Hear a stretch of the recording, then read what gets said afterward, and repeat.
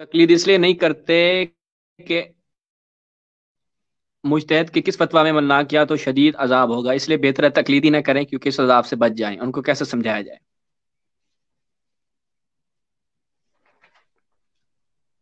وہ پھر تکے مار رہے ہیں، تو تکے مارنے پہ ان کو کوئی عذاب کا خوف نہیں ہے کہ جب وضو کا طریقہ کرنا ہوتا ہے تو تکے مار لیتے ہیں، کوئی ایک روایت دیکھ لیتے ہیں، یہ دیکھے بغیر کہ بندہ فاسق ہے، عادل ہے، فاجر ہے، سنی ہے، شیعہ ہے، ضعیف ہے، کیا ہے، جھوٹا ہے، بس کوئی روایت مل جائے، بس وہ سمجھ لیتے ہیں کہ یہ کسی بھی کتاب میں لکھی ہوئی چیز مل گئی تو نہ کوئی تحقیق کرنی نہ کوئی فقاہت کرنی، اس کے مطابق عمل کریں گے۔ تو کیا اس بات سے ان کو عذاب کا خوف نہیں ہے؟ ٹھیک ہے، اگر ایک فقیہ جامع شرائط انہیں تحقیق کر کے بتا رہا ہے کہ بھی یہ معصوم کا حکم ہے تمہارے لیے، اگر وہ اس فقیہ کی مانے گا تو اسے عذاب کا خوف ہے، اور اگر فقیہ کی نہیں مانے گا اور ایسے تکے مارے گا، کوئی بھی روایت دیکھ لے گا، امام نے کہا کہ کوا حلال ہے، چلو جی میرا مولا کا فرمان ہے کوا بریانی بناؤ، امام نے کہا کہ وضو ایسے کرنا ہے کہ ایک ہاتھ پاؤں کے نیچے رکھنا ہے، ایک اوپر رکھنا ہے، یوں مسح کرنا ہے، تو چلو جی میں آج کے بعد ایسے مسح کروں گا، امام نے کہا کہ وضو میں 3 دفعہ دھونا ہے، چلو جی میں 3 دفعہ دوں گا۔ ٹھیک ہے، تو یہ کہ بندے پریکٹیکل کرتے کیا ہیں، ان سے یہ پوچھیں نا آپ، ان سے آپ پوچھیں گے پھر آپ کریں گے کیا؟ اگر تو آپ فقیہ بن رہے ہیں، ماشاء اللہ سے آپ مکمل تحقیق کریں گے، پھر تو بات ہی الگ ہے نا، آپ تو فقیہ جامع شرائط ہو گے۔ اگر آپ فقیہ بھی نہیں بن رہے، آپ نے احادیث کے اندر تحقیق بھی نہیں کرنی، تو پھر ایک ہی رستہ بچتا ہے کہ کوئی بھی حدیث آپ کو مل جائے، کوئی بھی روایت مل جائے، آپ اس کو مولا کا فرمان سمجھیں اور عمل کر دیں، اللہ اللہ خیر ان شاء اللہ دیکھا جائے گا، جی بندہ راوی شاوی کو چیک ہی نہیں کرنا۔ ٹھیک ہے، تو پھر اس پہ عذاب کو الٹا زیادہ کہ آپ کو خوف ہونا چاہیے۔ اس پہ ہے نا ہاشمی صاحب، یہ جو کہہ رہے ہیں کہ عذاب سے پھر بچ جائیں گے، ٹھیک ہے، وہ بندہ پورا مر جاتا ہے۔ وہ جیسے ایک بندے کو گولی لگی نا تو وہ ماتھے پہ لگی تو وہ مر گیا، تو اب ساتھ والا اس کو تسلی دے رہا تھا، یار کوئی نہیں، آنکھ تو بچ گئی ہے نا، ٹھیک ہے، وہ کہنا بندہ مر گیا، خدا دے بندے تو آنکھ نو رو رہے ہیں، ٹھیک ہے، یہ بندہ مر گیا، وہ کہہ رہے ہیں چلو ایک عذاب سے تو بچ گئے، یہ نہیں پتا کہ آپ بھائی جہنم میں جا چکے ہیں۔ صحیح بات ہے، آپ احکام دین کو کیسے اس پہ عمل پیرا ہوں گے؟ ٹھیک ہے، تو جی بروز بالکل۔ محشر جو ہے، امام موسیٰ کاظم کی روایت ہے کہ بندے سے پوچھا جائے گا کہ آپ نے فلاں تکلیف شرعی کو انجام کیوں نہیں دیا؟ اب آپ کہیں گے کہ جانتا نہیں تھا، تو خداوند متعال پوچھیں آپ سے سوال کرے گا کہ اگر جانتے نہیں تھے تو پھر سیکھنے کے لیے کیا کیا ہے؟ اب وہاں پر ہمارے سامنے تو بہانے بنائے جا سکتے ہیں، اللہ کے سامنے کون بہانہ بنائے گا کہ ٹائم نہیں تھا، ہم تو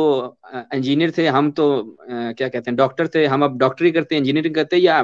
فرامین اہل بیت کو سمجھتے؟ تو وہاں پہ تو بہانے نہیں چلیں گے نا بھائی۔ تو لوگ فتاوی کے اختلافات کی وجہ سے تقلید سے منحرف ہیں، ان کو کیسے سمجھا سکتے ہیں؟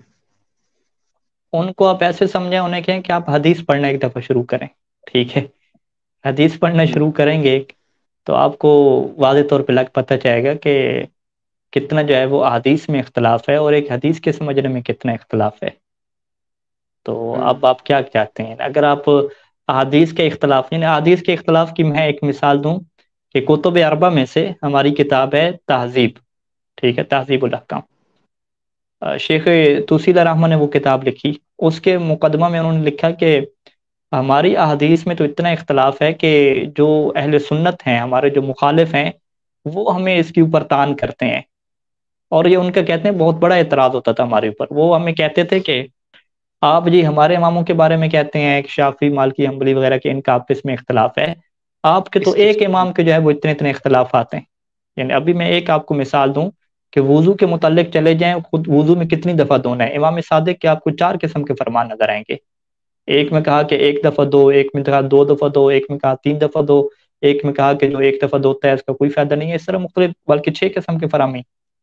اچھا، خود کوے کے متعلق چلے جائیں تو اسی امام کے آپ کو 2 طرح کے فرمان نظر آئیں گے، ایک میں فرمایا کہ ہر قسم کے کوے حرام ہیں، ایک میں امام صادق نے فرمایا کہ نہیں، ہر قسم کا کوا حلال ہے، ٹھیک ہے۔ اسی امام کے متعلق چلے جائیں تو خود خرگوش کے متعلق ایک جگہ کہا کہ مکروہ ہے، ایک جگہ کہا کہ حلال ہے، کیا نام ہے، حرام ہے، ٹھیک ہے، کتنا اختلاف ہے۔ تو شیخ توسی الرحمہ لکھتے ہیں کہ چونکہ جو لوگ فقہ نہیں جانتے اور ماہر نہیں ہوتے، وہ ان روایات کے اختلاف کو حل نہیں کر سکتے، وہ تحقیق نہیں کر سکتے، تو اس وجہ سے ان کا یہ اعتراض بنتا ہے کہ تمہارے جو ہے اماموں کی باتوں میں اتنا اختلاف ہے۔ پھر انہوں نے کہا کہ ہمارے جو استاد تھے شیخ مفید علیہ رحمہ ابو عبداللہ، انہوں نے مجھے یہ بتایا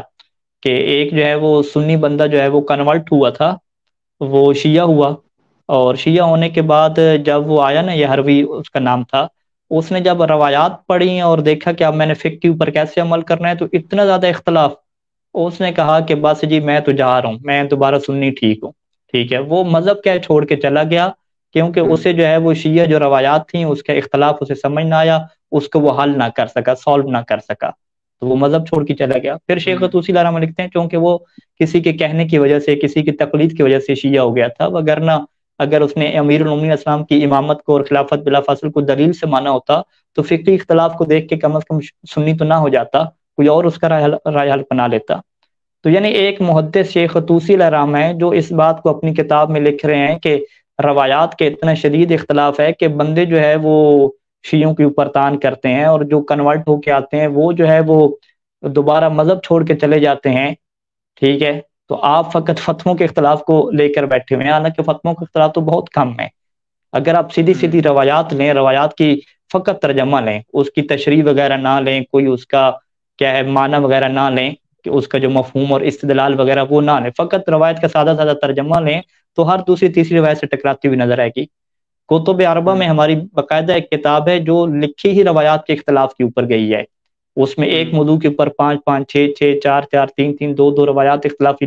بیان کی گئی ہیں، الاستفسار فی مختلف من الاخبار، یہ پوری کتب اربع ہے۔ یعنی جس بندے نے اپنی تشیع کی کتابوں میں سے استبصار اور تہذیب کو بھی نہیں پڑھا آج تک،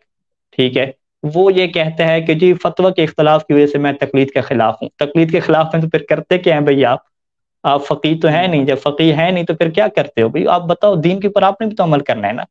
تو کہ کیسے آپ عمل کرتے ہو؟ جو بندہ فقیہ نہیں ہے اور کسی فقیہ کی تحقیق کے اوپر بھروسہ نہیں کر رہا، اس کے پاس ایک ہی آپشن بچتا ہے کہ کوئی ایک روایت لے، اس کے اوپر تکا مارے، کہ جی میرے مولا کا فرمان ہے کوا کھانا حلال ہے لہذا کوا بریانی بناؤ، خرگوش کھانا حلال ہے لہذا خرگوش بناؤ، ٹھیک ہے، وضو کے 6 طریقے ہیں لہذا کبھی یہ طریقہ اپنا لو کبھی وہ طریقہ اپنا لو، اس طرح پوری کیا کھچڑی وہ بنا لے اپنی عبادات کی۔ ابھی میت کو غسل کی دینے کی باری ہے، کفن کی دینے کی باری ہے، نکاح طلاق کی بات ہے، تو وہ کیا کرے گا؟ کچھ بھی نہیں ایسے۔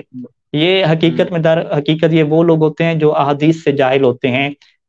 اور احادیث پڑھتے نہیں ہیں، تبھی وہ یہ کہہ دیتے ہیں کہ فقہا کے فتووں کا اختلاف ہے تو لہٰذا ہم جا رہے ہیں، مطلب کیا کہ دین کی چھٹی۔ آپ نے کہا اختلاف ہے، تو جب اختلاف ہو گیا تو پھر امام نے آپ کو اس اختلاف میں چھوڑ دیا، سرگرداں چھوڑ دیا ہے کہ آپ اس اختلاف میں پڑے رہیں۔ اب جو اس اختلاف کو مد نظر رکھتے ہوئے مذہب سے دور ہو رہا ہے، اسلام سے دور ہو رہا ہے، ایک غیر مسلم بھی دیکھے وہ بولے گا تمہارے ہاں تو اس قدر اختلاف ہے، تمہاری ائمہ کی باتیں آپس میں نہیں ملتی،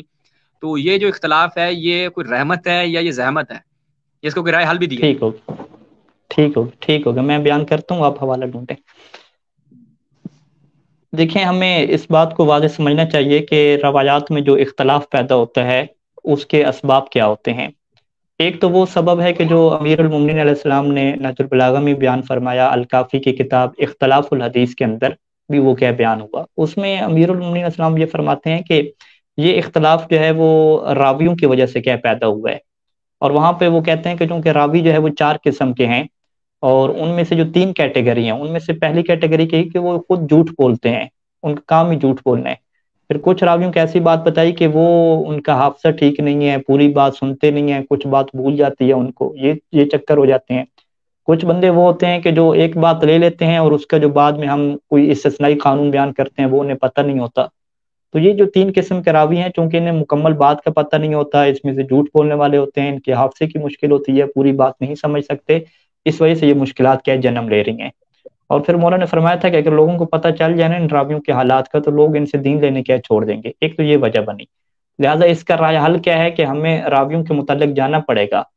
ہمیں یہ تحقیق کرنی پڑے گی کہ یہ کہنے والا کون بندہ ہے آخر، ٹھیک ہے۔ اگر ہمیں پتہ ہی نہیں ہے، کوئی بندہ بھی آج فیس بک پہ لکھ رہا ہے کہ مولا علی نے یہ فرمایا، مولا امام صادق نے یہ فرمایا، تو آپ اس سے پوچھیں تو صحیح بھی آپ نے کہاں سے سنا، کس کتاب سے پڑھا؟ اگر کتاب والے نے لکھا ہے تو اس کا تو مقدمہ پڑھیں، اس نے کہاں سے یہ روایت لی، کون سا بندہ ہے، بندہ قابل اعتماد ہے یا بندہ قابل اعتماد نہیں ہے۔ تو لہٰذا یہ ایک رائے حل اس کا کیا ہوتا ہے کہ آپ راویوں کے بارے میں کیا تحقیق کریں۔ دوسرا رائے حل کیا ہوتا ہے کہ خود اہل بیت علیہ السلام کے زندگی میں حالات ایسے رہے ہیں کہ انہیں یہ اختلاف کیا ڈالنا پڑا ہے مومنین کی جان بچانے کی خاطر، اپنی جان بچانے کی خاطر، اور یہ ظاہری بات ہے معاشرے کی جو ہے وہ کیا نام ہے برے ہونے کو یہ چیز بیان کرتی ہے کہ کتنا معاشرہ جو ہے وہ برا ہو گیا ہے کہ خود امام کو جو ہے وہ انسانوں کی جان بچانے کی خاطر، مومنین کی جان بچانے کی خاطر اس طریقے سے جو ہے وہ 2 2 3 3 حکم شرعی کیا بیان کرنا پڑتے ہیں۔ اور یہ ہمیں واقعہ ملتا ہے زرارہ سے، یہ واقعہ ہمیں ملتا ہے کہ امام باقر علیہ السلام کی خدمت میں جب وہ تھے اور عراق سے جو ہے وہ کچھ لوگ سوال پوچھنے کے لیے آئے، تو امام نے انہیں جو ہے وہ جواب دیا۔ جب کوئی دوسرا بندہ آیا اس نے بھی وہی سوال پوچھا، تو امام نے اس سے الگ جو ہے وہ جواب دیا۔ زرارہ نے کہا کہ اب میں خود پوچھ لیتا ہوں۔ جب زرارہ نے پوچھا تو امام نے کیا ہے اس سے الگ جواب دیا، ٹھیک ہے۔ تو پھر اس نے جو ہے وہ زرارہ نے امام سے کہا کہ یہ تو آپ کی شیعت ہے، سوال جو پوچھنے کے لیے ہے، تو یہ ایسی شیعت ہے کہ وہ روایت کے الفاظ مجھے یاد پڑتے ہیں کہ زرارہ نے یوں کہا تھا کہ اگر ان کی آپ جو ہے نا گردنیں نیزے کی نوک کے اوپر بھی رکھتے ہیں تو پھر بھی یہ اپنی گردنیں کٹا دیں گے، مگر آپ کے بارے میں اس طرح کی کوئی بات نہیں کریں گے، یعنی اتنے آپ سے محبت کرنے والے شیعہ ہیں۔ تو امام نے پھر بھی جواب یہی دیا کہ نہیں، ہم نے یہ اس وجہ سے کر رہے ہیں کیونکہ یہ تمہاری اور ہماری بقا کے لیے یہ چیز کیا بہتر ہے۔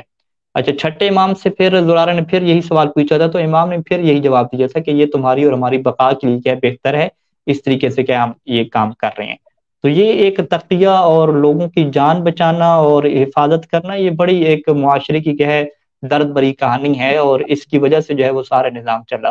ابن ابی عمیر ایک صحابی تھے، اور ان کو جیل میں جو ہے وہ رکھا گیا اور 4 سال رہے، ان کی کتابوں کو جلا دیا گیا، یا ان کی بہن نے کتابیں بند کمرے میں چھوڑ دیں، بارش ہوتی رہی وہ ضائع ہو گئیں، ان کے سر پہ اتنی ضربیں ماری جاتی تھیں، اور کہا جاتا تھا کہ بتاؤ کہ کون کون سے راوی ہیں، تمہارے کس طریقے سے شبکہ بنا ہوا ہے۔ یعنی کتنا یہ ظلم ہوا، اور حدیث کا ایک سفر ہے، ایک دردناک سفر ہے کہ کس طریقے سے اہل بیت علیہ السلام جو ہے وہ اپنے کلام کو جو ہے انہوں نے پہنچایا ہے۔ اور پھر وہ جو پہلی زرارہ والی بات ہے اس میں امام نے یہ بات بھی کہی تھی کہ جب یہ بندے جائیں گے، ایک کہے گا کہ مجھے صادق آل محمد نے یہ فرمایا، دوسرا کہے گا کہ مجھے یہ فرمایا، دونوں کی باتوں میں اختلاف ہوگا تو ان کی جان کیا بچ جائے گی،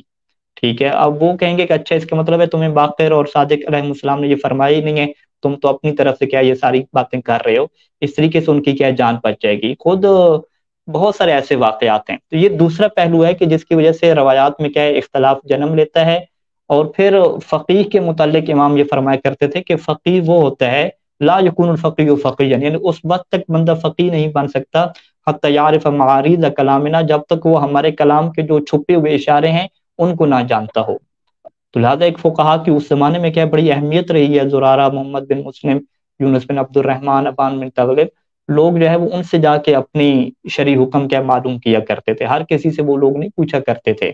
ٹھیک ہے، کہ کوئی بھی بندہ جو ہے وہ قال امام صادق آ کے کہہ دے، نہیں۔ اور پھر جو حکم بیان ہوتا تھا اس میں فقہا، یہ آج کے فقہا بھی، گزشتہ فقہا بھی تحقیق کیا کرتے تھے کہ یہ حکم تقیہ والا یا تقیہ کے بغیر والا ہے۔ تو لہٰذا یعنی پہلا مرلہ کیا مطلب کہ آپ کو راوی کو چیک کرنا پڑے گا، دوسرا مرلہ کہ خود روایت کو آپ کو چیک کرنا پڑے گا کہ کیا یہ تقیہ کے مورد میں ارشاد فرمائی کسی کی جان بچانے کی خاطر، یا ویسے جو ہے وہ ارشاد فرما دیا، یہ بھی ضروری ہے۔ تیسرے مرلہ پھر اور کیا مرلہ ہے کہ وہاں پہ بہت ساری روایات جو گڑھ دی گئی ہیں جھوٹ کی وجہ سے، ان کو جو ہے وہ چیک کرنا پڑے گا کہ کیا یہ قرآن کے خلاف ہیں، سنت قطعیہ کے خلاف ہیں، خلاف نہیں ہے۔ تو اس طریقے سے بہت ساری چیزیں ہیں۔ پھر روایات کے اندر ایک الگ باب ہے محکم متشابہ عام خاص مطلق مقید کا، کہ جس طرح قرآن مجید میں ہے کہ ایک آیت سے آپ جس طریقے سے دلیل نہیں پکڑ سکتے، اسی طریقے سے ایک روایت سے بھی دلیل نہیں پکڑ سکتے۔ ایک ٹاپک کے اوپر آپ کو ساری روایات اکٹھا کرنی ہوتی ہیں، پھر اس میں آپ نے دیکھنا ہوتا ہے کہ کلی قانون کون سا ہے، اس کی شرائط کون سی ہیں، استثناء کون سی ہیں، ساری چیزوں کو دیکھ کے لاسٹ پہ کیا نکلتا ہے، ریزلٹ نکلتا ہے۔